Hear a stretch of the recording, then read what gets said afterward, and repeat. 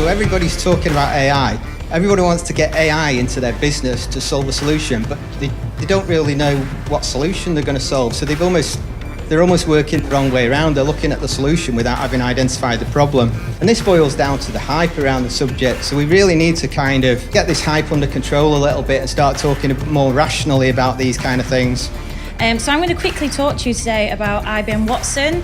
These guys have done some absolutely insane things, and we can pretty much copy and paste them into our applications. So it's pretty awesome. Some use cases where this is used is sentiment analysis, chatbot, which we're going to look at today, and spotting things like trends, especially in Twitter and Facebook. The 10,000 hours from Outliers from Malcolm Gladwell's book, he says that 10,000 hours is the magic number of greatness. This has been hotly debated over the years, but actually what he means is that if you've got the right level of natural ability, it's going to take an awful lot of work for you to make that ability manifest, for you to become really the best at whatever you do. If we want people to reach this level of mastery, it's clear they're going to have to put some time into it. And if we're progressing them out of these technical roles too quickly, then they're not going to actually get to world class. How are we going to make sure that our engineering discipline is reaching the absolute peak that we want it to be? What is Kubernetes? Well, it's a container scheduling and management thing, according to GitHub. I'm going to call it platform, just to make it easy.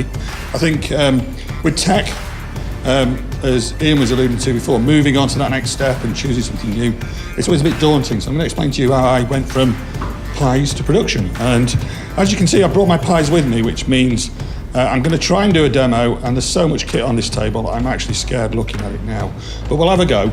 For those of you who don't know what Apache Kafka is, it's a distributed streaming platform, and it's based on an abstraction of a distributed commit log.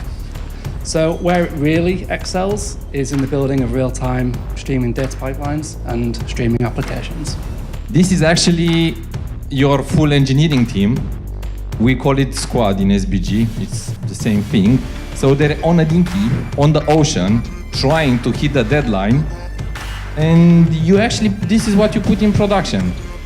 Pick this intentionally, because if you just remove one single block, everything will fall. I think a lot of software today, it's actually built like this. Not necessarily intentionally, but because we always have constraints and context and pressure. I'm going to talk to you about the React Context API. So, caveat, I'm not an expert in React at all. I've been playing around with it for a while, and the Context API is new, and I had to play with it, and a lot of people have been talking about it. LinkedIn aren't the only social media company who've given us an awesome piece of technology. Facebook built as React.